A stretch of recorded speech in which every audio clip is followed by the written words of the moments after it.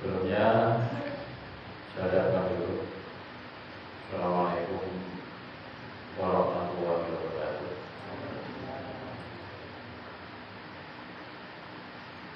Alhamdulillah, Alhamdulillah rabbil alamin.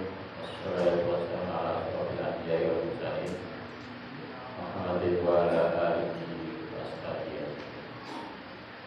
Allahumma sholli ala Muhammad wa ala ali Muhammad kama shallaita ala Ibrahim wa ala Ibrahim wa barik ala Muhammad wa ala Muhammad fil alamin innaka hamidun majid. Qala Allah ta'ala fil Qur'anil Karim,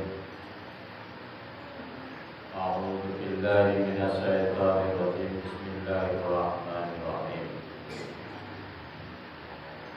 Ya ayyuhalladzina amanu taqullaha wa tanzur nafsun ma qaddamat lighad wattaqullaha innallaha khabirum bima ta'malun.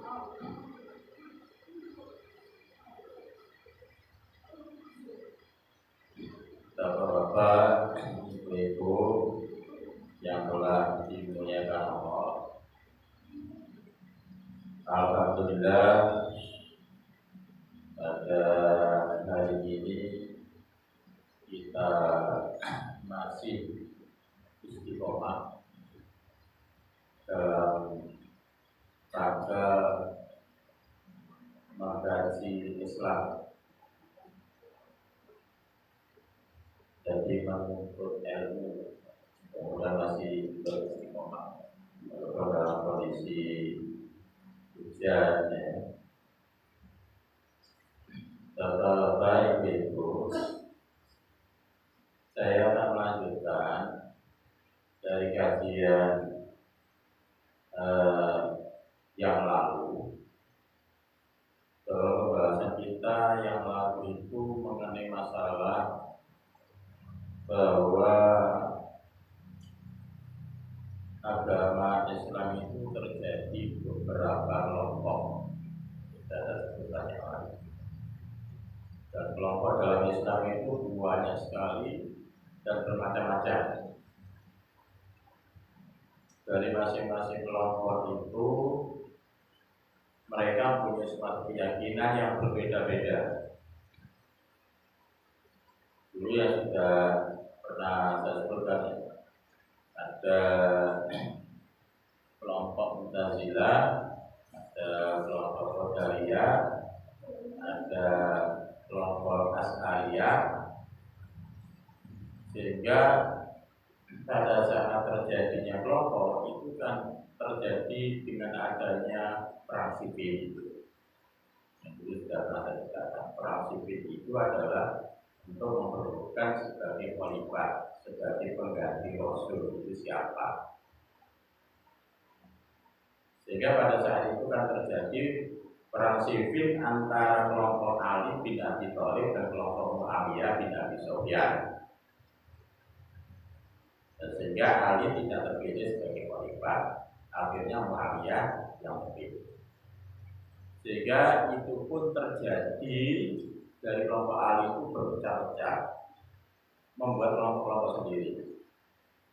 Ada kelompok Khawarij, ada kelompok Syiah. Dan kelompok Syiah ini yang baru-baru saja kita dengar ya, yang ada di Jawa Barat itu, yaitu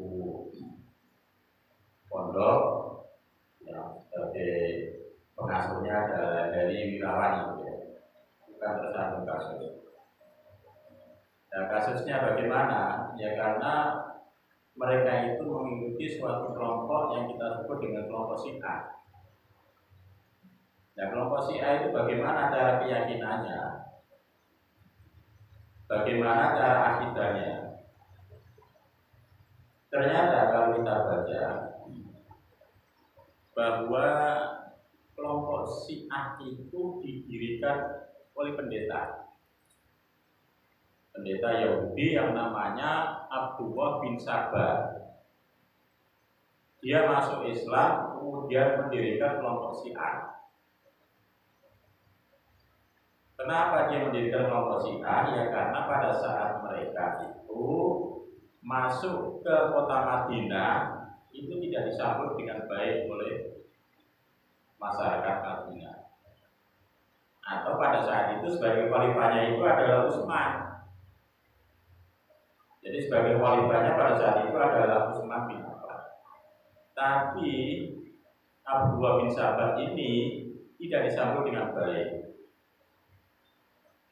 Akhirnya dia membuat suatu oposisi, ya, oposisi tidak percaya dengan kepemimpinan Utsman. Nah, kemudian keyakinan daripada kelompok Syiah ini apa? Akidahnya. Kan masing-masing kelompok itu kan punya suatu keyakinan yang berbeda-beda dengan kita. Dulu pernah saya sebutkan bahwa nanti di akhir zaman itu akan muncul 73 kelompok. 73 kelompok. Hanya satu yang benar. Berarti 72 semua salah. Nah, satu yang benar itu apa? Rasulullah itu tidak pernah menyebutkan kelompok. Tapi Rasulullah itu menyebutkan dalam al-hadisnya bunyinya taraktu fikum amroini tadilu tamasaktum bi taqwa wa sunnatur Rasulullah. Jadi tidak pernah menyebut kelompok dalam Islam. Jadi Rasulullah mengatakan bahwa satu yang benar itu adalah orang yang berpegang teguh kepada agama Islam dan atau berpegang teguh kepada Al-Quran dan As-Sunnah. Itu yang benar kata Rasulullah. Jadi tidak pernah menyebutkan kelompok. Berarti yang 72 itu semuanya salah. Itu semuanya salah. Nah, maka yang kita sebut dengan masing-masing kelompok itu punya suatu akidah, punya suatu keyakinan. Saya kasih contoh saja, yaitu kelompok Syiah. Kelompok Syiah ini punya suatu keyakinan, punya suatu akidah, yaitu menghalalkan kawin mut'ah. Kawin mut'ah itu kawin kontrak. Itu dihalalkan bagi kelompok Syiah. Sedangkan dalam Islam itu haram hukumnya. Jadi kalau orang mau menikah, orang mau kawin itu harus ada saksi, harus ada wali. Tapi kelompok Syiah ini menghalalkan kawin mut'ah, yaitu kawin kontrak. Ya, menghalalkan. Makanya yang kemarin yang terjadi di Jawa Barat itu pondok itu yang diasuh oleh Heri Wirawan itu, sehingga santrinya itu ya banyak yang dikawin mut'ah. Sampai ada 12 ya. Dan itu dibangun. Itu dibangun. Jadi kelompok Syiah ini menghalalkan, artinya yaitu menghalalkan kawin mut'ah itu adalah kawin kontrak. Jadi kawin kontrak itu tidak ada saksi, tidak ada wali. Cukup dengan menulis tanda tangan berdua. Dan itu ada batasnya. Jadi kawin kontrak itu ada batasnya. Makanya kelompok Syiah ini banyak sekali pengikutnya. Pengikutnya utamanya adalah para mahasiswa-mahasiswi. Itu pengikutnya. Karena apa? Karena daripada mahasiswa-mahasiswi itu kuliah pacaran itu dosa, maka lebih baik saya mengikuti kelompok Syiah dulu. Kalau sudah mengikuti kelompok Syiah, maka mereka baru kawin kontrak. Ada batasannya. Dan ini terjadi di Jawa Barat banyak sekali, yaitu di Cibubur. Di Cibubur, rata-rata orang luar negeri datang ke Cibubur itu adalah kontrak dengan orang Indonesia. Nah inilah ya, memang kita dari masing-masing kelompok itu memang kita harus selalu berhati-hati ya dari segi akidah, ya dari segi akidah, dari segi keyakinan. Karena dalam kelompok-kelompok dalam Islam itu mereka punya suatu keyakinan itu nyempal dalam agama. Jadi nyempal itu kelompok Syiah. Dan juga yang lalu juga pernah saya ceritakan kelompok Al-Aqom yang berasal dari Malaysia. Apa keyakinannya kelompok itu? Apa akidahnya? Akidahnya itu adalah bahwa pengikutnya yang laki-laki itu diwajibkan kawin 4. Ini kan ya aneh kan? Wajib. Kalau wajib itu kan Anda lakukan kan mendapat pahala. Tapi kalau tidak Anda lakukan kan dosa, itu wajib. Sehingga kita harus memang berhati-hati. Jadi masing-masing kelompok itu banyak sekali. Walaupun mereka punya dasar Al-Quran, ya memang ada dasarnya Al-Quran itu. Dalam Al-Quran surat An-Nisa ayat 3, "Fankihu ma tobalakum minan nisa masna masulasa waruba fa'iftum al-matatilu." Terjemahnya, nikailah wanita yang kamu senangi. 1, 2, 3, 4. Ada ayatnya. Jadi orang yang berpoligami itu ya pakai ayat ini.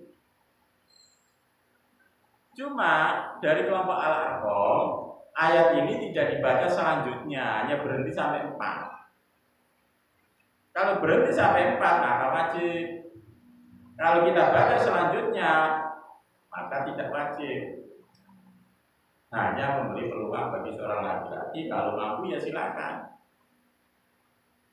Kalau mampu. Satu saja nggak habis loh, masa banyak-banyak ya, gitu. Jadi memang kita harus berhati-hati ya dalam kita mengikuti suatu kelompok, atau kita harus berwaspada gitu, dalam kelompok dalam Islam itu. Nah, sehingga dengan akidah dan keyakinan kita ya, yang sudah kita bahas yang lalu mengenai masalah kelompok-kelompok dalam Islam. Nah, sekarang bahwa kita ini sudah tidak terasa bahwa kita ini sudah memasuki tahun 2022. Kita tidak terasa. Di dalam Al-Quran disebutkan dalam Al-Quran surat Al-Hasr, yaitu surat ke-59 ayatnya 18 yang berbunyi, "Ya ayyuhalladzina amanu taqullaha wal tanzur nafsum ma qaddamat liwal wattaqullaha innallaha khabirum bima ta'malun." Artinya, hai orang-orang yang beriman, bertakwalah kepada Allah dan hendaklah setiap diri memperhatikan apa yang telah diperbuatnya untuk hari esok. Dan bertakwalah kepada Allah, sesungguhnya Allah Maha mengetahui apa yang kamu kerjakan. Artinya apa ayat ini? Bahwa kita harus selalu introspeksi, yaitu muhasabah. Dari muhasabah atau evaluasi diri kita. Dalam perpindahan tahun yang kemarin itu, apa yang sudah kita lakukan? Apakah banyak yang kita berbuat baik, apakah malah kurang yang kita berbuat baik? Karena kalau secara logika bahwa kita perpindahan tahun itu berarti umur kita itu bertambah atau berkurang kira-kira? Kira-kira berkurang. Secara logika tambah, secara logika, secara matematika itu umur kita tambah. Tapi dalam Islam bahwa kesempatan kita untuk berbuat itu berkurang, makanya umur kita itu berkurang. Dan sehingga kita harus bermuhasabah selama 2021 kemarin itu, apakah yang kita lakukan untuk berbuat baik itu semakin baik atau semakin tidak baik. Kalau tidak baik, mari dalam tahun ini kita lebih baik dalam kita melakukan amal ibadah kita kepada Allah. Jadi itu. Karena di sini adalah bahwa Nah, apa yang kita lakukan, apa yang kita perbuat itu semuanya ya akan dimintai suatu pertanggungjawaban. Makanya dalam pembuktian keesaan Allah itu ada yang namanya tauhid rububiyah dan tauhid uluhiyah. Jadi kalau tauhid rububiyah itu hanya Allah lah satu-satunya roh bagi alam termasuk manusia. Jadi alam semesta ini yang menjadikan itu adalah Allah. Itu yang kita sebut dengan tauhid rububiyah. Sebagaimana disebutkan dalam Al-Quran ya, surat Al-Imran, bisa kita buka yang bawah lagi atau Al-Quran ya. Karena saya kemarin ngaji di Lebaran itu, minggu kemarin itu orang ibu-ibu yang sudah sepuh-sepuh itu semuanya bawa Al-Quran. Jadi semuanya bawa Al-Quran. Sehingga saya suruh buka Al-Quran surat ini ayat ini di Masjid Siratul Mustaqim Lebaran di minggu pertama. Di minggu pertama. Dalam Al-Quran surat Ali Imran ayat 191. Dalam tauhid rububiyah itu bahwa alam semesta ini yang menjadikan itu adalah Allah. Sebagaimana disebutkan dalam Al-Quran surat Ali Imran itu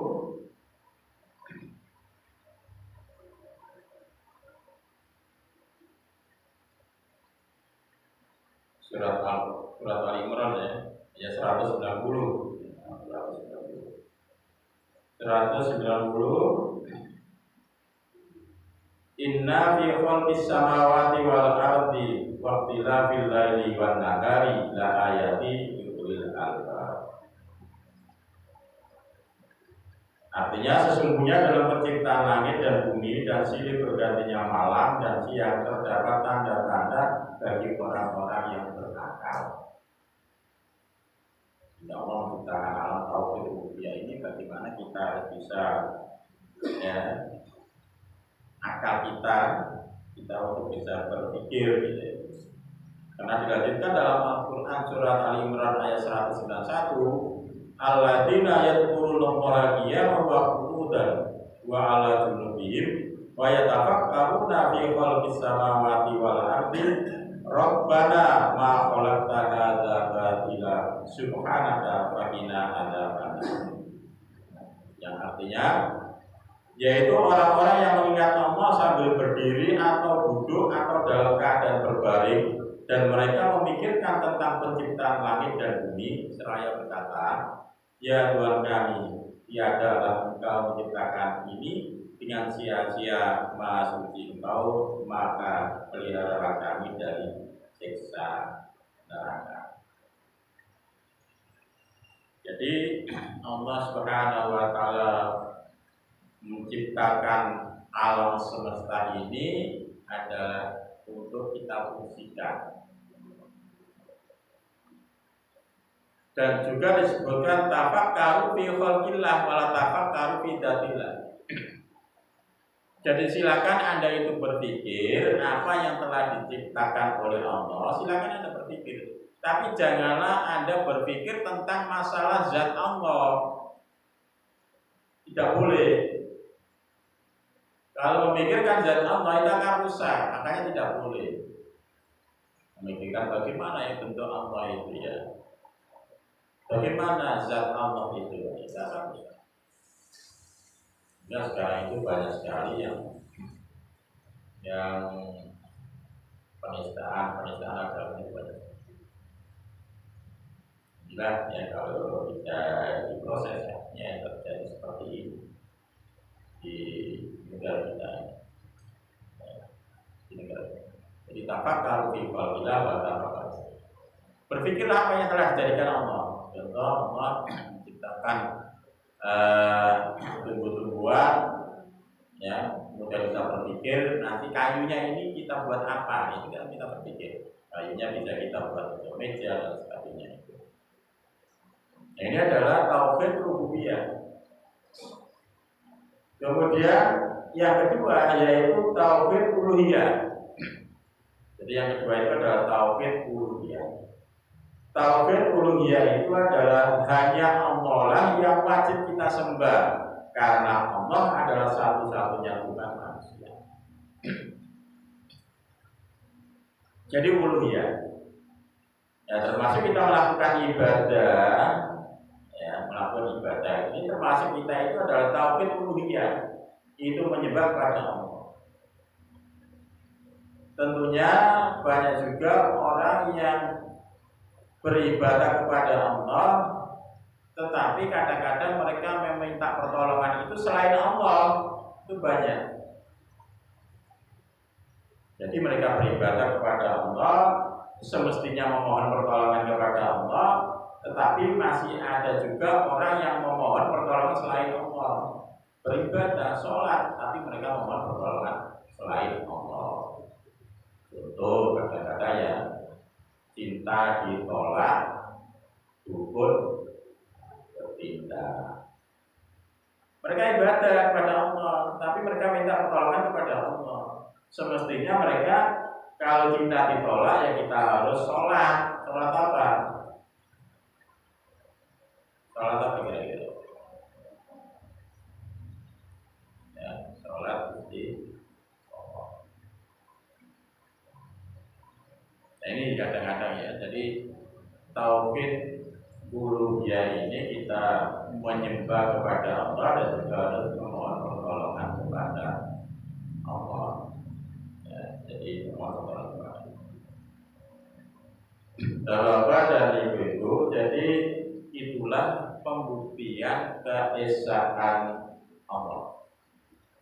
Jadi pembuktian keesaan Allah itu yang pertama adalah tauhid rububiyah, bahwa yang menjadikan alam semesta ini adalah Allah. Sehingga bagaimana kita bisa memelihara alam ini. Jadi bagaimana kita bisa memelihara. Kemudian tauhid uluhiyah adalah kita menyembah kepada Allah. Jadi menyembah kepada Allah, yaitu beribadah kepada Allah. Inilah jadi memang kalau kita untuk mengkaji Islam itu memang banyak sekali ya, banyak sekali. Di antaranya tadi kita kalau menghadapi suatu kelompok atau suatu aliran dalam Islam, kita harus berwaspada dulu, jangan langsung kita percaya gitu. Walaupun terjadinya kelompok-kelompok dalam Islam itu kan karena pada saat ditinggal Rasul. Jadi pada saat Rasul meninggal, kemudian barulah terjadi kelompok-kelompok dalam Islam. Andai kata Rasulullah tidak meninggal, tidak akan terjadi dalam kelompok-kelompok dalam Islam itu. Makanya sampai sekarang itu berkembang terus kelompok-kelompok dalam Islam. Jadi kalau kita kaji lebih daripada 73 kelompok. Bahkan itu kalau kita baca dalam buku yang judulnya Teologi Islam, pengarangnya Hadi Asidiki, di situ membahas mengenai masalah kelompok-kelompok dalam Islam. Ya, sebenarnya dalam kelompok dalam Islam itu semuanya memang berpegang teguh pada Al-Quran dan As-Sunnah. Cuma cara memahaminya saja, memahami satu ayat kelompok satu dengan kelompok yang lain itu berbeda. Kalau sudah berbeda, tentunya pelaksanaan cara beribadah akan berbeda itu. Nah, sehingga disinilah bahwa ada yang namanya ijtihad. Jadi setelah Al-Quran, As-Sunnah, nanti akan ada ijtihad. Suatu contoh dalam menentukan satu Syawal atau satu Ramadan itu kan sering terjadi perbedaan. yang lalu terjadi hari raya itu sampai 3 kali, 2 kali, dan itu kan karena perbedaan-perbedaan itu. Dalam perbedaan-perbedaan itu kalau tidak diistihad, maka disitulah akan terjadi perbedaan. Untuk menentukan hari raya, untuk menentukan satu Syawal, satu Ramadan itu sering terjadi. Makanya guna daripada Menteri Agama itu adalah yang kita sebut dengan sidang isbat itu ya untuk menentukan masing-masing kelompok, masing-masing golongan itu semua dikumpulkan oleh Menteri Agama. Untuk apa? Untuk minta pendapatnya masing-masing dengan dasarnya. Nah, dengan dasarnya itu artinya terjadi perbedaan-perbedaan itu nanti kita satukan gitu loh. Jadi kita satukan. Kalau tidak kita satukan ya tadi masing-masing kelompok akan mereka melakukan sendiri-sendiri, sehingga itu sering terjadi dalam pelaksanaan hari raya maupun menentukan satu Ramadan itu terjadi suatu perbedaan-perbedaan, itu sering terjadi. Ya, karena kita itu ya dari non agama Islam itu orang Islam saja dalam pelaksanaan hari raya berbeda-beda. Bapak dan ibu di sedikit ini saja yang bisa kami sampaikan, yang tentu bisa bermanfaat ya. Coba kita akan lanjut beberapa minggu yang akan datang, karena minggu yang akan datang itu ada Jumat yang akan datang juga adalah kajian KPT nah wajib itu haji. Oke, saya kira sampai di sini mungkin ada yang mau ditanyakan sebelum saya akhiri. Kalau tidak ada, saya kira saya ikuti kalau tidak ada lama ya. Baik, kalau tidak ada yang ditanyakan saya akhiri sampai di sini. Assalamualaikum warahmatullahi wabarakatuh.